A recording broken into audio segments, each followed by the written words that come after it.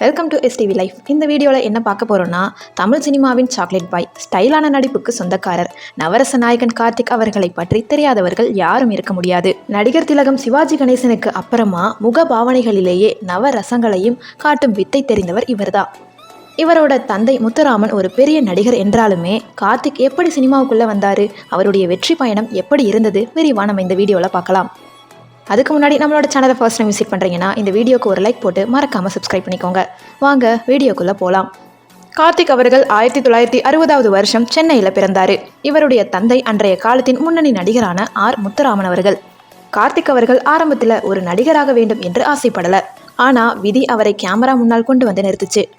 1981 இயக்குனர் பாரதி ராஜா தன்னுடைய அலைகள் ஓய்வதில்லை படத்திற்காக ஒரு புது முகத்தை தேடிக்கிட்டு இருந்தப்போ கார்த்திக் அவர்கள் அறிமுகமானார். முதல் படத்திலேயே ஒரு யதார்த்தமான காதலனாக நடித்து ஒட்டுமொத்த தமிழகத்தையும் தன் பக்கம் திருப்பினார். அந்த படம் மிகப்பெரிய வெற்றி பெற்று இவருக்கு சிறந்த அறிமுக நடிகருக்கான விருதையுமே தேடி தந்துச்சு. கார்த்திக் அவர்களோட திரைப்பயணத்தில் திருப்பு முனையாக அமைந்தது மணிரத்னத்தோட மௌனராகம் மற்றும் அக்னி நட்சத்திரம் படத்தை சொல்லலாம். குறிப்பாக சொல்லணும்னா அக்னி நட்சத்திரம் படத்தில் ஒரு துடிப்பான இளைஞனாக அவர் காட்டிய ஸ்டைல் இன்னைக்குமே பல இளைஞர்களுக்கு பிடிக்கும். அதுக்கப்புறமா வருஷம் 16, கிழக்கு வாசல், பொன்னுமணி போன்ற படங்கள் மூலம் பிளாக் பஸ்டர் வெற்றிகளை கொடுத்தாரு. காதல் படங்களுக்கு மட்டும் இல்லாமல் கவுண்டமணியுடன் இணைந்து அவர் செய்த உள்ளத்தை அள்ளித்தா, மேட்டுக்குடி போன்ற நகைச்சுவை படங்கள் இன்றைக்குமே டிவியில் போட்டால் நம்மளை ரசிக்க வைக்கும்.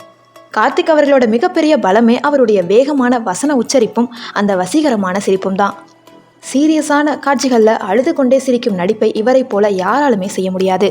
அதனால தான் மக்கள் இவரை அன்போடு நவரச நாயகன்னு அழைக்கிறாங்க. சினிமாவில் உச்சத்தில் இருந்த கார்த்திக் அவர்கள் அரசியல்லையுமே ஆர்வம் காட்டினார். அகில இந்திய நாடாளும் மக்கள் கட்சி என்ற கட்சியை தொடங்கி மக்கள் பணியிலையுமே ஈடுபட்டார். இடையில சில காலம் சினிமாவில் நடிக்காமல் இருந்த கார்த்திக் அவர்கள் மீண்டும் அநேகன் போன்ற படங்கள் மூலமாக வில்லனாகவும் குணச்சித்திர நடிகராகவும் தன் முத்திரையை பதிச்சு வராரு. கார்த்திக் அவர்கள் ஒரு சிறந்த நடிகராக மட்டும் இல்லாமல் தன் தந்தை போலவே மிகச்சிறந்த மனிதராகவும் போற்றப்படுகிறாரு.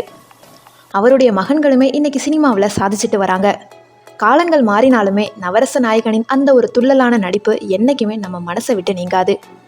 நீங்கள் ஆக்டர் கார்த்திக் அவர்களை பற்றி என்ன நினைக்கிறீங்கன்றதை என்னோட கமெண்ட் செக்ஷனில் சொல்லுங்கள். இந்த வீடியோ பிடிச்சிருந்துச்சுன்னா லைக் பண்ணுங்கள், கமெண்ட் பண்ணுங்கள், ஷேர் பண்ணுங்கள். சப்ஸ்கிரைப் பண்ணாமல் பார்த்துக்கிட்டு இருந்தீங்கன்னா ப்ளீஸ் சப்ஸ்கிரைப் பண்ணிக்கோங்க. தேங்க்யூ ஸோ மச் ஃபார் வாட்சிங்.